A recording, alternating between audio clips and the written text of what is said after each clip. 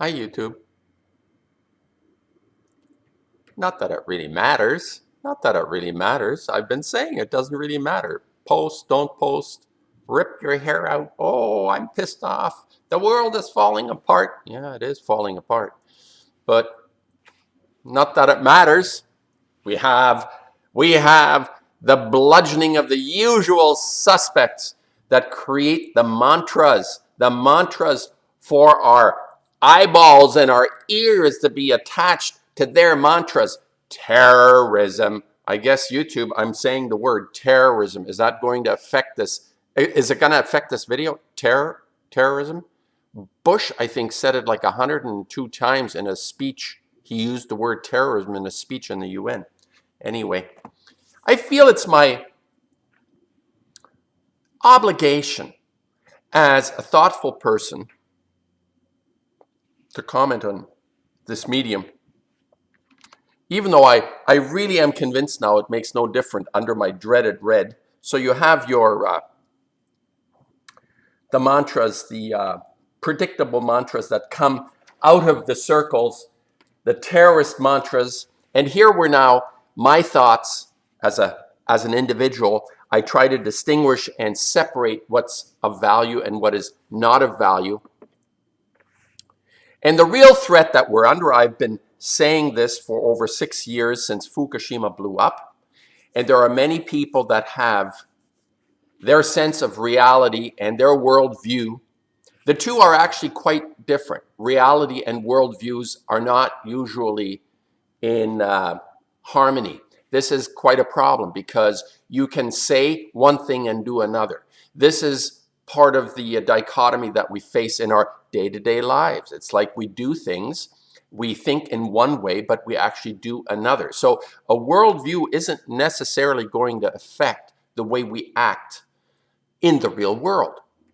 The same way that we can adhere to the mantras that are being spread by the inner circles. It comes out of an inner circle of domination, which goes way back when. I've talked about this. Many people talk about the nature of our reality, how it has been influenced by philosophies and worldviews that have nothing to do with you or me. The divine right of kings. How many kings can populate the earth at any given time? I don't know, maybe 100, 50? Most likely less than 50. It's probably less than a dozen real kings like Akhenaten, the only one that ever really was the virtually the only one at that time. Supposedly civilization was all focused in the Nile basin. Supposedly this is all a bunch of hooey too, the history that we get. And I feel it's my obligation, hello YouTube, to just voice, and if anything, maybe it's of entertainment value. It's an entertainment value that I can give to your life. And don't underestimate entertainment. I get a lot of valuable insights through entertainment. We can see it quite often through comics, and comedians have a way of entertaining us into accepting something that we're unlikely to accept if somebody said terrorism is a hoax invented by the oligarchs and elites to subjugate the population. And this is my original thought. This is very clear. It's just that people don't want to hear it. The Black Knight syndrome, we're in denial. So it is my obligation, however. And I admire people that take it upon themselves to use this platform, not just to be frivolous entertainers, decorators, to our least valuable aspect, that which is just reveling in our own self-delusion, pleasure, whatever that might be. And it's not necessarily pleasurable. And I highly recommend people that are on YouTube, make sure it's not an addiction, that you feel in some way. Let's say you post every day. It's either a money-making thing or is an addiction. It's something that needs to be questioned. I question myself on this because I saw this idea and this idea of posting on YouTube, and the people that post on YouTube quite often that get only 100, 200, 500, 1,000 views, which is relatively small. for me, it's actually substantial to have like 50 people looking at what I'm thinking. I find that quite extraordinary. Thank you. I think that's fabulous. But there is kind of a tendency, there is a tendency to be addicted to that sort of attention-seeking platform, which is really quite, what does it net? What does it net for you to go on every day and have no real effect? Now, the only thing I see about myself, the way I look at it, is I feel it an obligation within myself as I reflect on my own nature and what is important to me, and that is to have a conscience and active conscience, not just something playing a little record in the background, be a nice guy. There is something that has to happen in a day-to-day sense, what I say. And my day-to-day sense in this is obviously in my relationships with people that I meet occasionally. I don't see too many people anymore, but I do do my best to actually make a person feel better, even if they're assholes sometimes. I don't aggravate it by coming back likewise. I just leave the situation. Or primarily what I do through my paintings, I activate my conscience through my paintings, and we'll see where that ends up. The final story has not been written on how I'm going to conduct my life accordingly, or in terms of the paintings, the work that I'm producing, which I feel is the substance of my nature. What gift, what is it that I can leave, whether people like it or not? Maybe if there's one person, I generally look at, if I've had openings with, let's say, 12 people, and I've had fabulous conversations and connections in openings with 12 people, but I still feel that it needs to be a much wider base, considering that I've come through a history of art making, and this is not a guarantee that you're going to be accepted or embraced by a larger public just because you're good at something and that you've recognized something within yourself and you've been able to transfer that into the external world like a painting. And if it's exquisite and elegant, there is good reason for people to look at it, but it may not be perceived. It's just the nature. It's the black night as well. If we're not capable of observing and hearing that which is coming to us, and we superimpose it with systems of belief and truth, all you truthers, all you magnificent truthers are entertainers. You're not giving truth, you're giving entertainment, because the only truth is in your actions in a day-to-day way.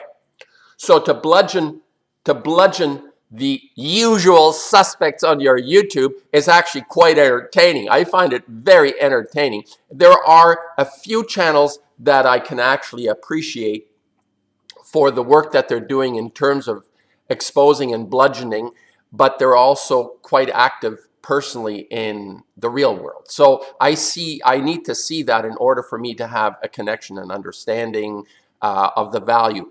And you're of no value to me unless you're actually living the worldview and your actions are, together. So if you're a good person, you're going to do that in every sense. And you're not going to submit yourself to that form of behavior that keeps things, even though you may be brilliant, your behavior fundamentally continues a way of being that is dysfunctional, and it doesn't work. It just doesn't work. And when something doesn't work, we need to change it.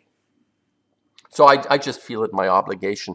This is like, I did a video yesterday or a couple of days ago, and I'm just sort of chiming in. It's and I had to look at myself whether this was a mild version of an addiction to sit in front of a camera with nobody else around and spouting something, and then hey, you get a few comments, which is fabulous. I love my people that come and comment and say stuff to me. And I have morphed tremendously from my earlier days of bludgeoning and ornery aggressiveness, the state of aggression in this medium when you're sitting by yourself and you're not confronted by somebody that can actually just like whack you over the head for being an asshole. Your tendency is obviously, this is the passive aggressive thing. And even those that feel themselves capable of pummeling their opposition physically or mentally, psychologically, both of those are actually quite destructive in themselves to the person and obviously to the receiver. I'm no longer a part of that kind of machoism and whatever. So anyway, yeah, I feel, I have a sense, I feel an obligation, like I'm sure many other posters and vloggers on YouTube have a similar feeling, that there's a sense of obligation. And whether or not I repeat myself quite often, you know, how can I make more than, let's say, 1 or 2 videos in a month? That really pushes the envelope, because I'm not interested in the external events. I'm interested in how I transform. And transformations aren't happening on a, like visibly anyway, on a day-to-day basis. It could, but we tend to be quite ensconced in our conformity. I feel myself quite ensconced, and I use my paintings to pull myself out of that conformity, like over and over. I try the best. I try. I'm working on a new series of paintings that are going to be 3-dimensional.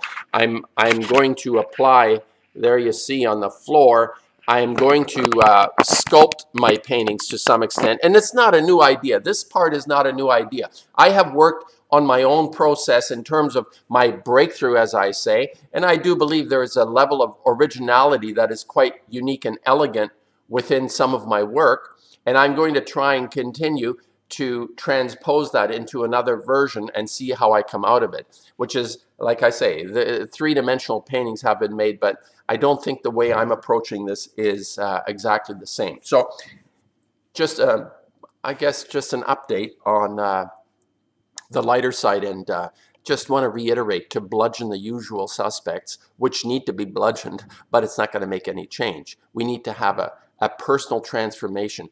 And imagine that if people start to care based on their conscience, what a quick transformation that would be. What an absolutely, and it would be local, it would be in the community, it would be in the family, first of all. It would work out of our family. And this has been my advocacy in terms of children.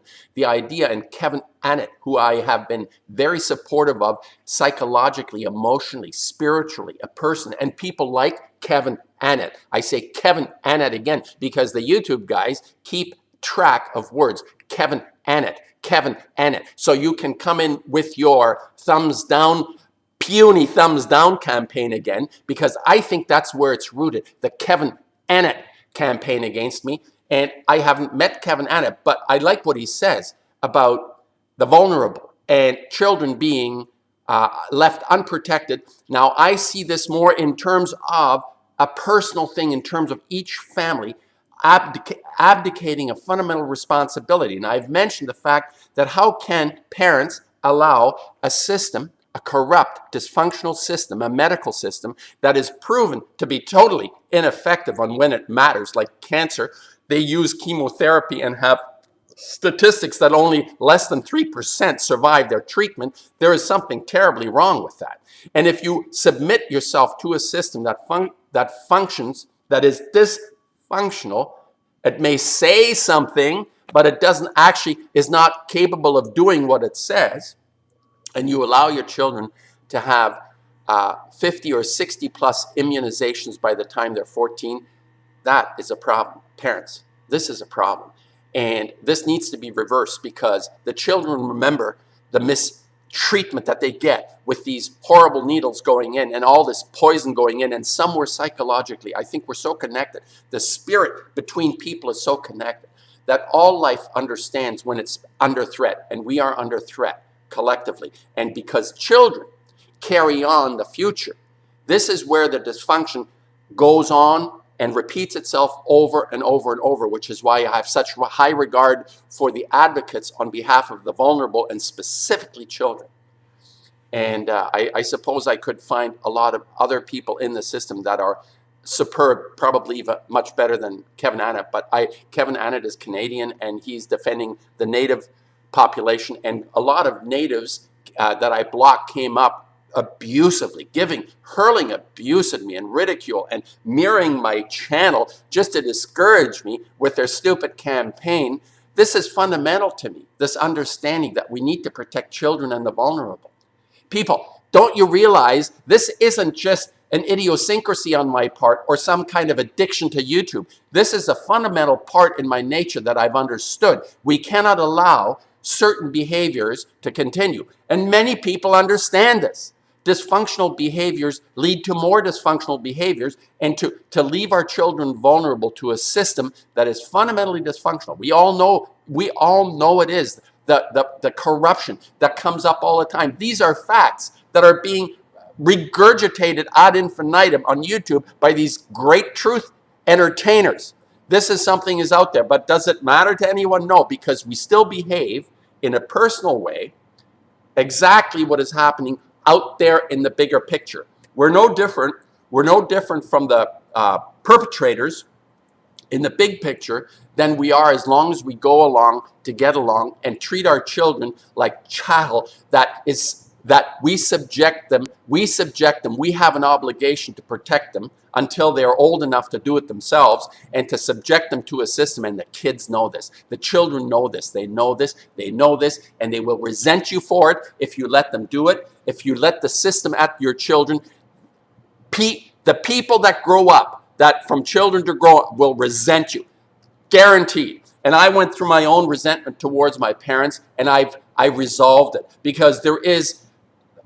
Parents, this is the other thing. This is not something that we are necessarily conscious of all the time, but we have an inkling, a feeling. And if you do not go with this sort of niggly doubt within yourself, you will be responsible. And I know that the difficulty I had with my own parents was that they were relying on the experts and the institutions, religious institutions, to guide them. And this is a huge, huge mistake. We need to be capable of this level, which everyone, I think, is capable of, this level of critical thought, connected.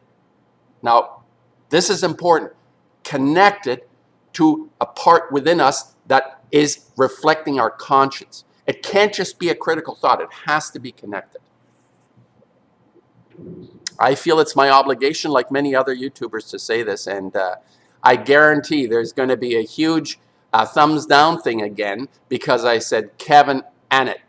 So let's see if I'm right. And I'm not the YouTube channel. One of my detractors pointed out there's another channel, and what was her name? Oh yeah, she was fabulous, actually. What was her name? I'm looking for it now. I subscribed. I'll put it in the description box. The real YouTube champion that I was alerted to, I will put it in the description box below. My best to all of you. This is the channel I was referring to at the end of my video.